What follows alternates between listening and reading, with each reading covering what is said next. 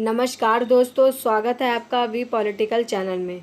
आज का हमारा टॉपिक है स्वराज पर गांधी के विचार का मूल्यांकन कीजिए।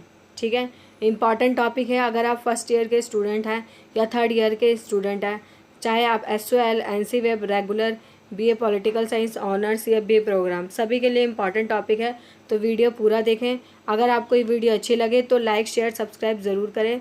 इसका ये जो है पार्ट 1 है, इसके बाद इसका सेकंड वीडियो पार्ट 2 के रूप में आएगा। तो स्टार्ट करते हैं अपना टॉपिक, स्वराज पर गांधी के विचार। सबसे पहले जो है स्वराज पर गांधी के विचार, ये हमारा टॉपिक है। तो इसके अंतर्गत हम क्या क्या पढ़ेंगे? स्वराज की भूमिका, स्वराज का अर्थ, स्वराज के विभिन्न पहलू, जिसमें नकारात्मक, सकारात्मक पहलू। सकारात्मक पहलू में क्या है? राजनीतिक, आर्थिक, सामाजिक, नैतिक, चतुर्भुजीय स्वराज पढ़ेंगे। ठीक है, ये पार्ट 1 में पढ़ेंगे। और इसके पार्ट 2 इसमें विभिन्न आदर्श प्राप्ति के साधन। ठीक है, और स्वराज की प्रासंगिकता अंत में पढ़ेंगे। निष्कर्ष, किसी भी क्वेश्चन को अगर हम लिखते हैं, अगर हम ऑनर्स या प्रोग्राम BA के किसी भी क्वेश्चन को अटैम्प्ट करते हैं थ्योरी के, तो हमें ऐसे ही स्ट्रक्चर बनाना चाहिए। ये मार्क्स गेनिंग में हेल्प करता है। चाहे तो आप ऐसे ही स्ट्रक्चर बनाएं। स्टार्ट करते हैं अपना टॉपिक, स्वराज की भूमिका। स्वराज की भूमिका, सबसे पहले स्वराज की भूमिका में क्या आता है? स्वशासन। स्वराज का अर्थ है स्वशासन, स्वयं पर शासन करना ही क्या कहलाता है? स्वराज। गांधी जी के प्रेरणा स्रोत में लंदन का अनुभव, लंदन में जो उन्होंने अनुभव किया था, भारतीय पुस्तकों का प्रभाव, धार्मिक प्रभाव आदि ने महत्वपूर्ण भूमिका निभाई है। स्वराज के अंतर्गत गांधी जी ऐसे राम राज्य की कल्पना करते हैं। स्वराज स्वयं पर राज करना, इसके लिए ऐसे राम राज्य की कल्पना करते हैं जिसमें किसी प्रकार की असमानता ना हो, सभी को समान रूप से न्याय की प्राप्ति हो, सामाजिक समानता की स्थापना हो। ठीक है, समाज में क्या हो? सामाजिक समानता की स्थापना हो। अब है स्वराज का अर्थ। स्वराज का अर्थ क्या पढ़ा हमने? स्वशासन, आत्मसंयम, अपने ऊपर संयम लगाना, स्वयं शासन करना। गांधी जी के अनुसार स्वराज के विभिन्न अर्थ बताए गए हैं। सबसे पहले गांधी जी का स्वराज का अर्थ स्वयं को जानना। ठीक है, स्वयं को जानना, स्वराज करना। गांधी जी का स्वराज का सिद्धांत स्वतंत्रता से संबंधित है, स्वतंत्र रहना परंतु मर्यादाओं में रहकर। स्वराज एक त्याग का सिद्धांत है। स्वराज क्या है? एक त्याग का सिद्धांत है, त्याग करना। स्वराज का संबंध सादगी भरा जीवन है जिसमें शक्ति का अभाव हो। स्वराज क्या है? एक त्याग का सिद्धांत है, त्याग करना। स्वराज का संबंध सादगी भरा जीवन है जिसमें शक्ति का अभाव हो, कोई शक्ति ना हो, वही जो है स्वराज है। मेन है स्वशासन से अपने ऊपर आत्मसंयम रखना ही स्वराज कहलाता है। फिर है स्वराज के विभिन्न पहलू, नकारात्मक पहलू, सकारात्मक पहलू। राज करने, स्वयं पर शासन करने के 2 पहलू। नकारात्मक पहलू का अनुभव गांधी जी को प्रथम द्वितीय विश्व युद्ध, जलियांवाला बाग हत्याकांड के परिणाम स्वरूप हुआ। नकारात्मक स्वराज क्या है?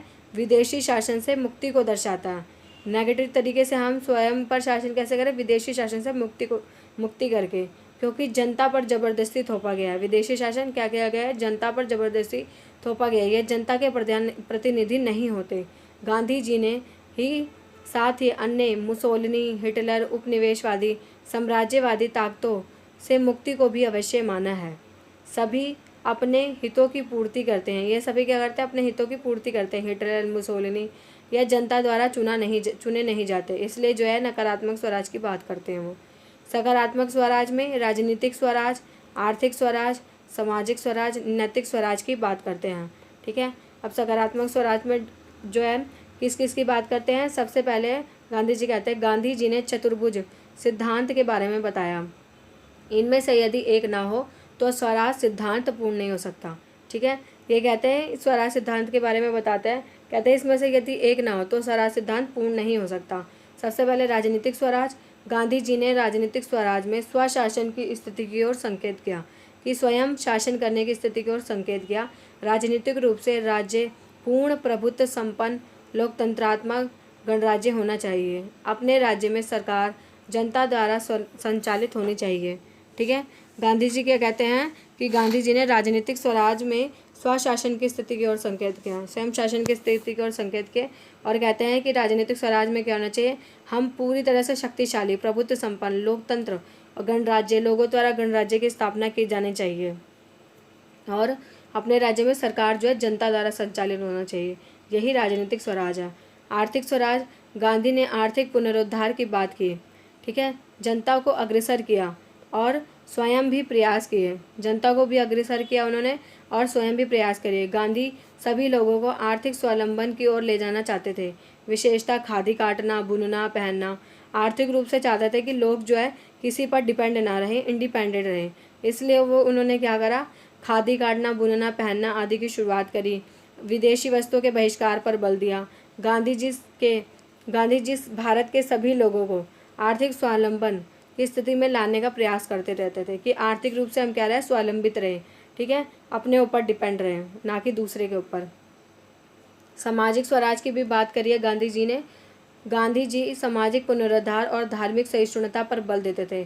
सामाजिक रूप से क्या पुनरुद्धार हो और धर्म की सहिष्णुता हो, और धर्म निरपेक्ष राज्य की बात करते थे। धर्म निरपेक्ष राज्य जिसमें सभी धर्मों को समान माना जाता है, कोई भी धर्म एक दूसरे धर्म से ऊपर नहीं है। जात पात, छुआछूत, धर्म आदि विषमताओं को समाप्त कर समानता के लिए प्रयासरत थे। समाज में किसी प्रकार का भेदभाव ना हो। गांधी जी सभी को समान महत्व प्रदान करते थे। समाज में सभी समान हैं, इस पर बल देते थे, ठीक है। गांधी जी सभी को समान मानते थे और सभी समान है, इस पर बल देते थे। नैतिक स्वराज, गांधी जी नैतिक के पक्षधर थे, नैतिक स्वराज के भी पक्षधर थे। समाज में नैतिकता को बढ़ावा देना चाहते थे, ठीक है। वह समाज को यह संदेश देना चाहते थे कि बाह्य संसार को छोड़कर अपनी आंतरिक आत्मा ये चेतना व स्वविवेक के आधार पर ही कार्य करना चाहिए।